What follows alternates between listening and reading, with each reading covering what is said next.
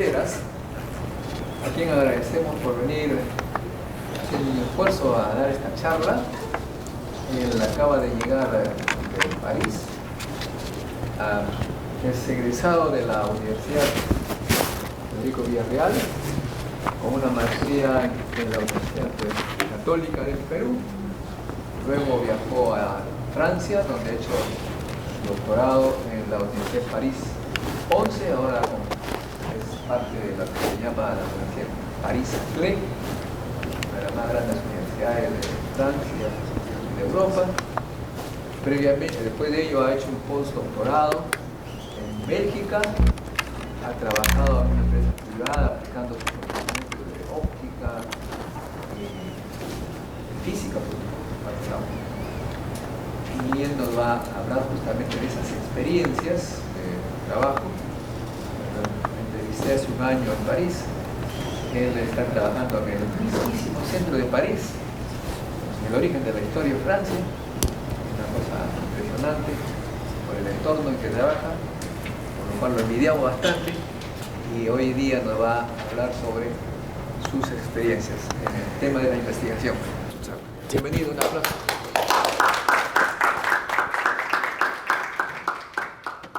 Bueno, muchas gracias por la invitación. Okay. ¿Me escucha? ¿Me escucha?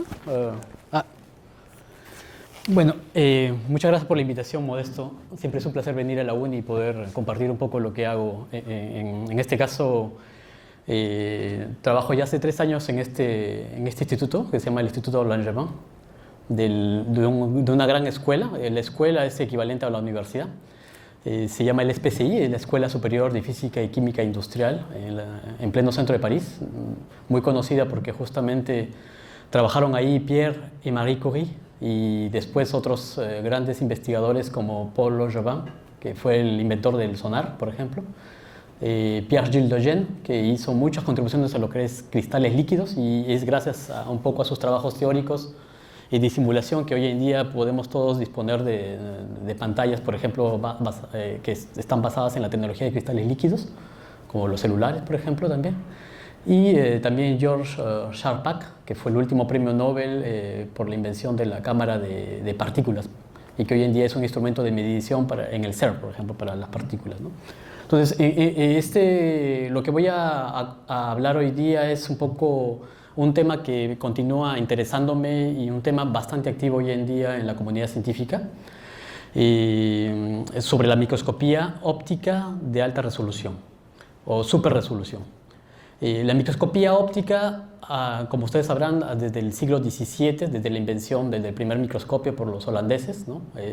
Ha habido, digamos, durante 3 siglos, muy pocas cosas que se han creado o que se han modificado o que se han innovado con respecto al tema de la microscopía óptica. Por ejemplo, la microscopía electrónica ha tomado, por ejemplo, un gran protagonismo en el estudio de materiales, por ejemplo, ¿no? Y es gracias a ese tipo de tecnologías que hoy en día nosotros podemos comprender muy bien el comportamiento, por ejemplo, de la materia, del átomo, ¿no? Sin embargo, la microscopía óptica quedó, digamos, un poco como un área bastante poco interesante, hasta la llegada de los láseres, ¿no? Los láseres en la década del 60 permitieron justamente poder aplicar como fuente de luz más intensas para estudios en la biología, ¿no? Pero hace unos 15 años el uso de fluorescentes, de materiales o sustancias que tienen la propiedad de la fluorescencia, ha justamente permitido poder ir más allá. Y hoy hablamos de microscopía óptica de alta resolución gracias a la fluorescencia. Y la fluorescencia es un fenómeno físico que permite justamente, por decirlo de una manera simple, iluminar pequeñas áreas o pequeños puntos que están por debajo de la resolución óptica. Para poder un poco introducir, sabemos muy bien de que el límite de la difracción es una ley clásica, digamos, gobernada por Abbe, donde normalmente nos indica que la longitud de onda es un parámetro importante justamente para determinar cuál es el tamaño más pequeño que yo del cual puedo obtener una imagen. Y esto está relacionado siempre a la longitud de onda de la luz que yo utilizo para utilizarla, para hacer microscopía. Si, por ejemplo, utilizo la luz visible, siempre será la mitad de la longitud de onda promedio. Si usamos 500 nanómetros, por decirlo así, Normalmente debe ser alrededor de 200 nanómetros la resolución máxima. Sin embargo, con el uso de la fluorescencia, y es un poco lo que voy a explicarles, es usar, bueno, aquí es solamente como una parte histórica en Jena, por ejemplo, donde trabajó Abbe. Existe un monumento justamente a este gran científico alemán que permite justamente recordar su gran contribución. Ahora, el uso de la fluorescencia ha sido muy interesante porque ha permitido ir más allá y obtener imágenes de objetos muy pequeños, menores a 200 nanómetros. Sin embargo, yo me intereso particularmente en una técnica alternativa que es llamada hoy en día la microscopía de iluminación estructurada, que en realidad es usar la matemática para poder ir más allá de la resolución. Y para ello les muestro el principio de esta microscopía, en la cual si tengo yo un objeto, el objeto tiene mucha información. Es decir, si yo tomo una fotografía o hago una imagen microscópica de este objeto, y si yo lo llevo al dominio frecuencial, voy a tener un sinnúmero de componentes en frecuencia, es decir, de objetos que tienen por ejemplo, los detalles o los bordes, todo eso se representa en frecuencia.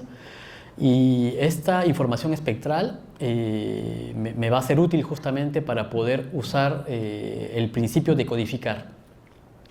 Cuando hablamos de objetos, digamos, biológicos, se puede cuantificar o se puede, digamos, a priori conocer cuál es el rango de frecuencia en el cual este objeto va a ser codificado. Es decir, si yo, por ejemplo, utilizo adicionalmente un patrón periódico de luz, es decir, no ilumino de manera continua, sino la luz la modulo espacialmente, y si luego la superpongo a las frecuencias de mi objeto de estudio, lo que voy a tener es una portadora, ¿no? Voy a llevar a modular mi objeto de estudio por esta frecuencia o de este patrón periódico que yo añado. Es una estrategia que permite justamente lograr resoluciones altas, y eso es lo que voy a detallar, ¿no? Por ejemplo, allí en la imagen pueden ver de que hay una imagen superpuesta sobre un patrón, superpuesto sobre un objeto. Y esta estrategia va a permitir justamente adicionar al componente, si lo vemos aquí, por ejemplo aquí, ¿no? Hay una proyección de un patrón sobre otro objeto y pueden ver, hay dos patrones que yo, por decir así, ilumino, y entre los dos va a aparecer un patrón diferencia de frecuencia. Esto se conoce como un patrón de Moiré, es decir, hay una sumatoria o en este caso en realidad es una reducción de la frecuencia, dependiendo de la razón o de la proporción entre las dos frecuencias de las redes.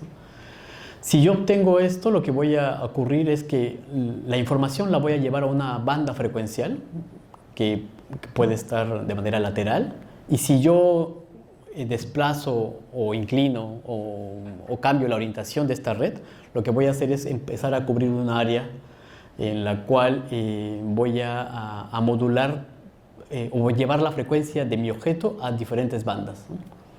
Esto se representa como una ecuación bastante simple, es decir, una información del objeto más una información que contiene también la información de la amplitud, más una componente, en este caso es justamente la portadora, ¿no? Y la información de la fase que me da el objeto, ¿no? Este fue un trabajo bastante interesante reportado en el año 2000 por un investigador, Gupstans, que justamente cambió la manera como comprender la resolución, el principio de la microscopía de alta resolución.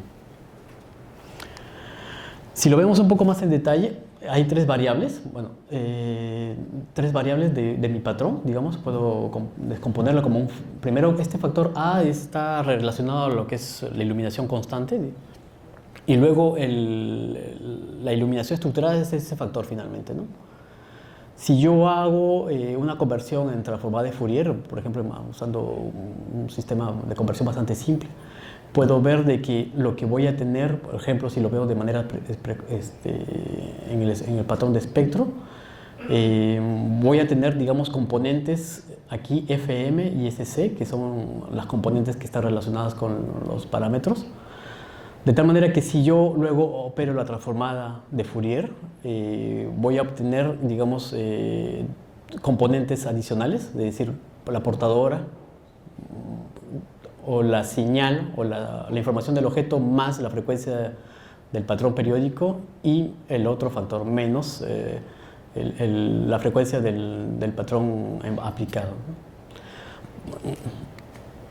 Para verlo un poco más gráficamente, el principio es, por ejemplo, aquí los objetos son estas células que tienen esta forma muy particular, digamos, en este caso solamente de manera de ilustración, y las franjas horizontales son las franjas o el patrón de frecuencia periódico, y se aplican técnicas que se llaman en óptica o usando herramientas matemáticas que se conocen como escalonamiento de fase o escalonamiento por pasos.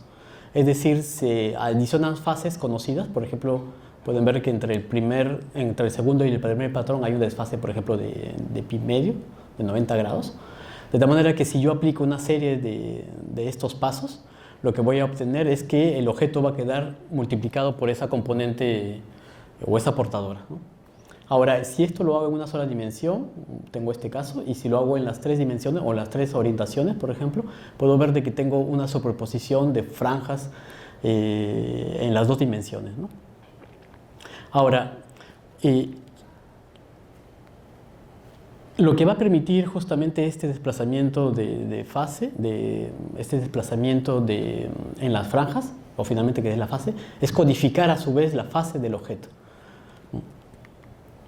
Algunos ejemplos, por ejemplo, cuando utiliza una microscopía de manera convencional, esta es una imagen, por ejemplo, de una estructura en la célula, de los bordes de la célula, que se llama ELA. Pueden ver, por ejemplo, aquí es una parte, un zoom, una parte zoomeada. Pueden ver de que, por ejemplo, es muy difícil distinguir, ¿no? Estamos en la resolución de 200 nanómetros, es decir, la mitad de la longitud de onda que empleamos para iluminar. Sin embargo, si utilizamos el principio de microscopía estructurada, podemos ver de que, por ejemplo, ya obtenemos una resolución ligeramente menor, ¿no? 170 nanómetros, ¿no? Que pueden decir que tampoco es mucho, pero después se pueden ir optimizando, digamos, métodos matemáticos para justamente ir un poco más allá, ¿no? Esto en cuanto a la resolución lateral, ¿no?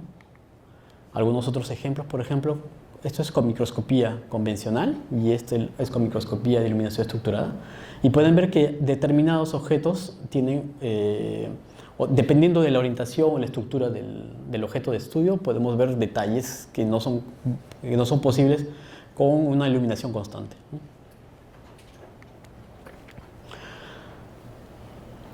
Ahora, una de las maneras cómo hacerla experimentalmente es un principio bastante simple que después puede ir mejorándose justamente dependiendo del tipo de objeto a estudiar, ¿no? Por ejemplo, si son objetos que solamente tienen un determinado espesor, son bastante simples. Pero es decir, si tienen mucho detalle, digamos, en su superficie, si tienen poco detalle en su superficie, es fácil poder, digamos, usar esta técnica. En este caso, por ejemplo, una fuente de luz, una red periódica, un piezoeléctrico que permite justamente desplazar estas fases o desplazar la red, de tal manera de poder codificar la fase. Y cada punto de la red es formada su imagen sobre el objeto, ¿no? Sobre el espécimen o el objeto de estudio.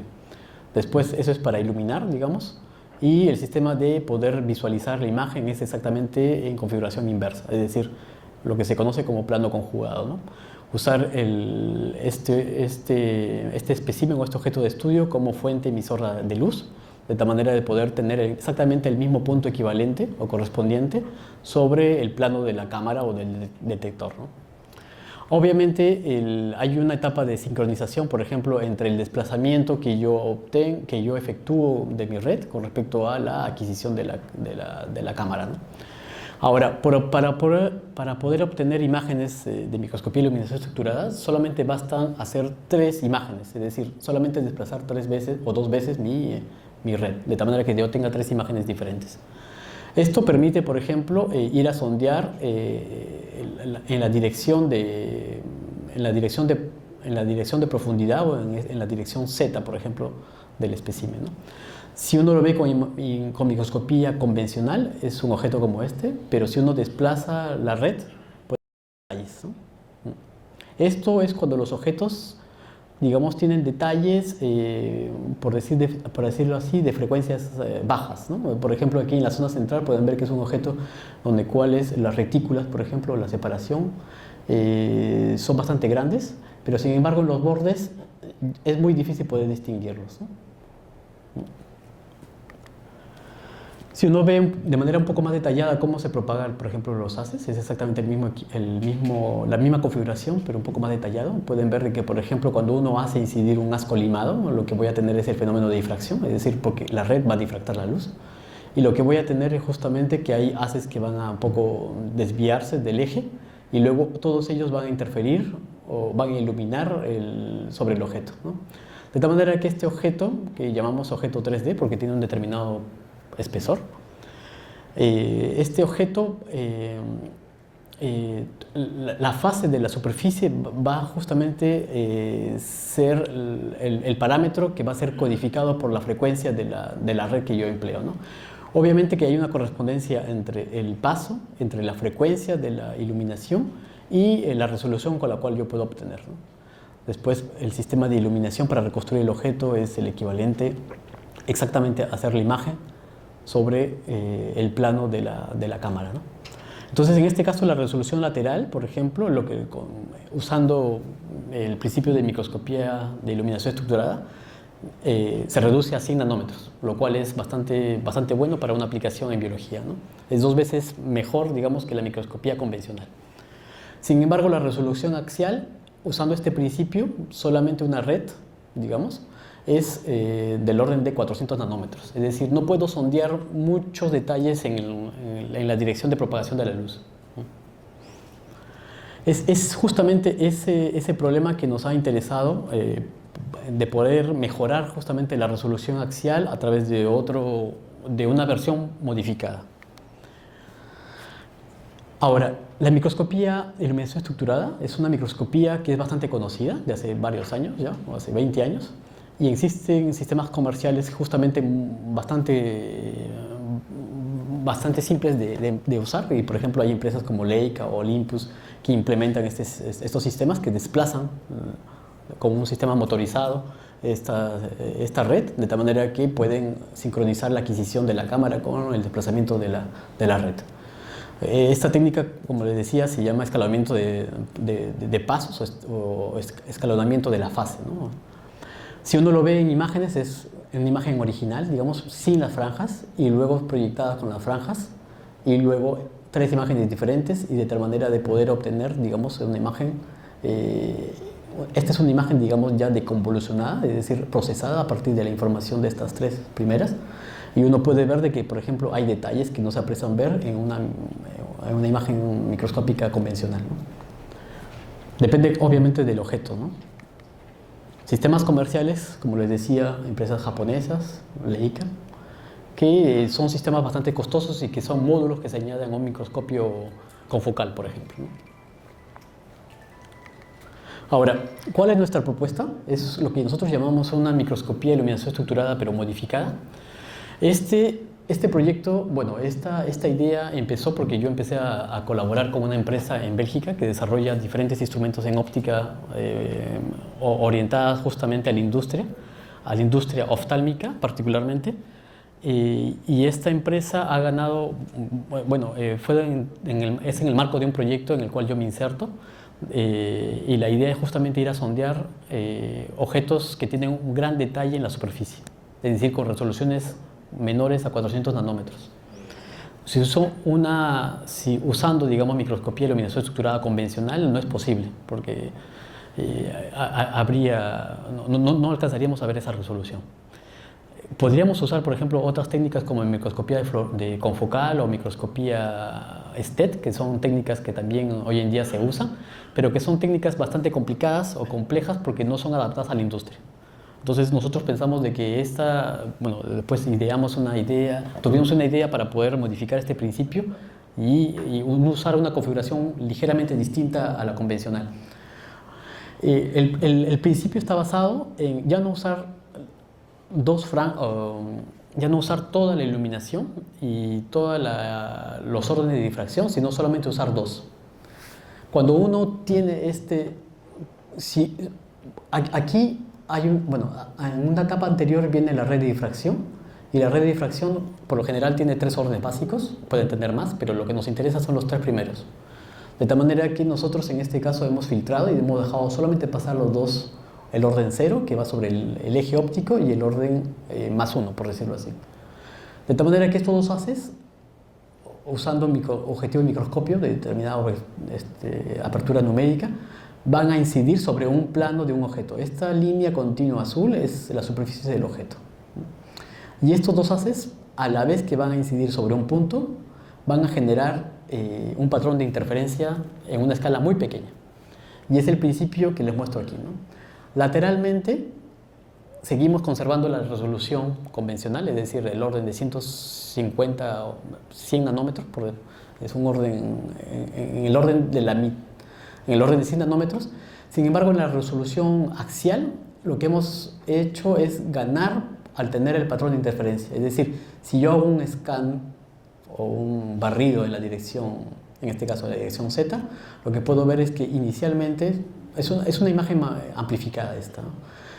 Puedo ver de que este primero es el envolvente, es decir, solamente es cómo se propaga, digamos, la sumatoria de estas franjas. Y si yo veo las franjas de interferencia, las franjas de interferencia serán estos trazos, de tal manera que van a disminuir, aumentar, disminuir, aumentar. Y la separación entre estas franjas es apenas de 6 micras, ¿no? Dependiendo obviamente de los parámetros ópticos.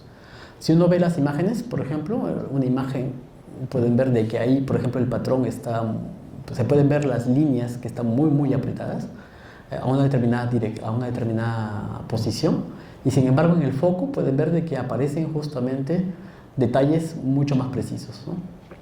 Conforme yo me alejo del plano focal, pueden ver de que nuevamente vuelvo al caso prácticamente inicial, ¿no? En este caso, la primera prueba era probar con objetos totalmente planos, como un espejo que tiene una planitud de lambda sobre 10 a una determinada longitud de onda.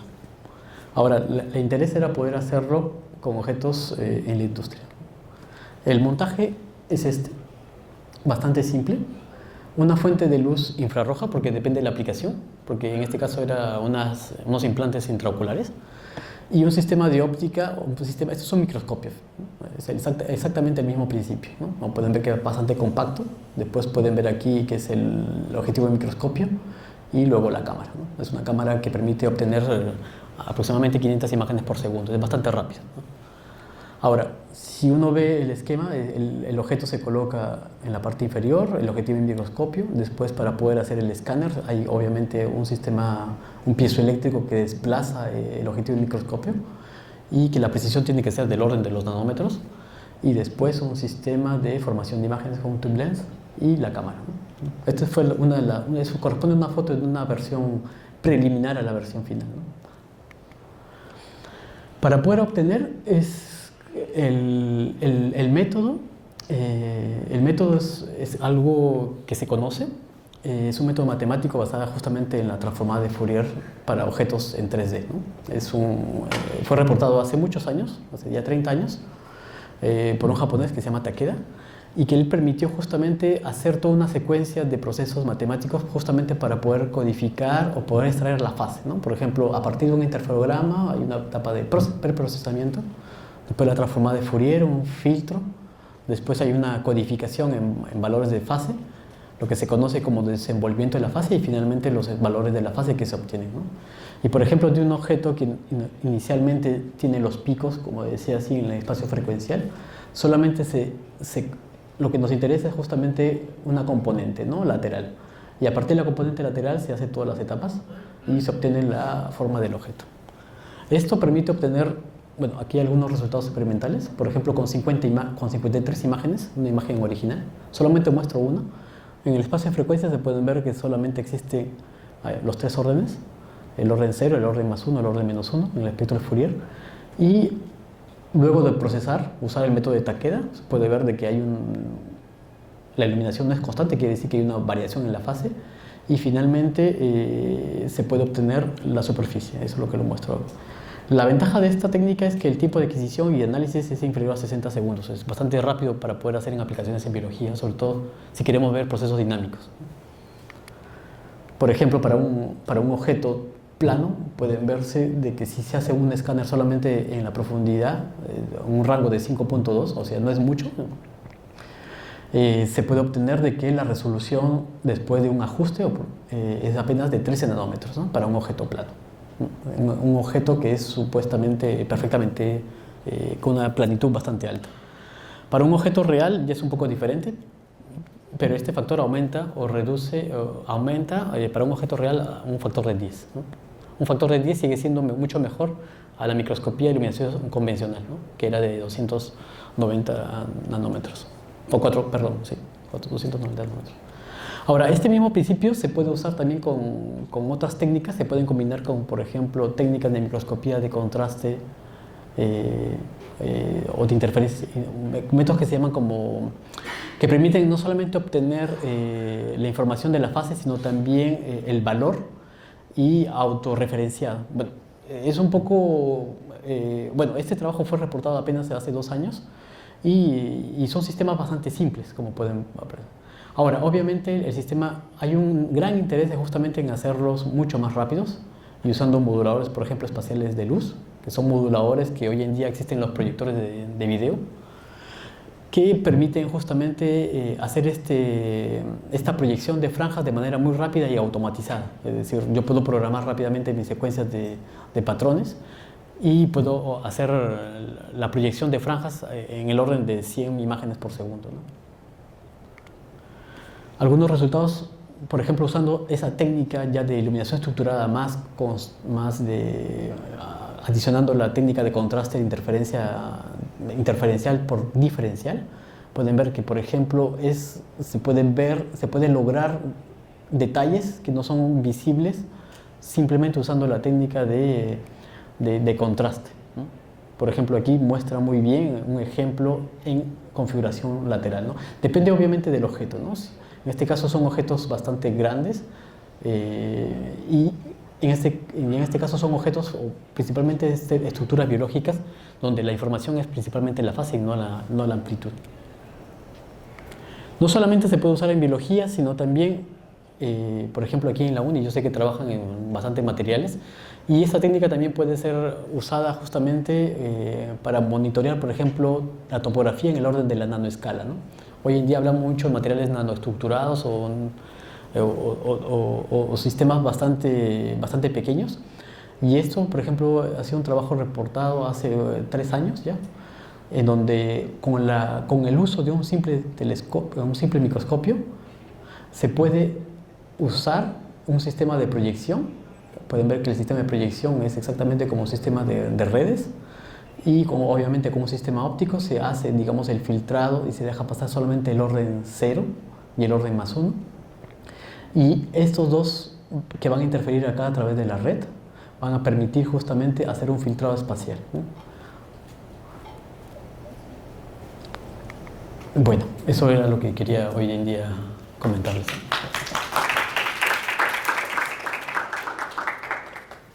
Bueno, entonces el protocolo ya lo sabe. Han visto, el profesor estaba diciendo que han visto pequeñas tomas de células, de cánceres, ¿cómo así? Sí. ¿Cómo? Porque se supone que van a tener un pequeño filamento o algo, ¿no? ¿Cómo? Ya, a ver, si me pasa a hacer. Lo que he mostrado hoy en día es un estudio más que todo de estructuras celulares, ¿no? Y lo que hemos hecho es, por ejemplo, trabajar en la técnica para poder validarla y usarla como una aplicación en la industria. Ahora, paralelamente a este tema, yo también trabajo en lo que es técnicas que mezclan la óptica y la acústica para el diagnóstico del cáncer. Y en este caso, particularmente me intereso a un tipo de cáncer que se llama melanoma ovial. Es un cáncer que aparece, que primero es la concentración anormal de melanina y que luego hace metástasis en el hígado. Y las técnicas de óptica convencionales no son capaces de poder detectarla, sino que en esta técnica se utiliza, llamamos por ejemplo a la técnica de ultrasonido justamente como un medio de excitación. Pero es un tema totalmente diferente a lo que he mostrado hoy día. Nombre y especialidad.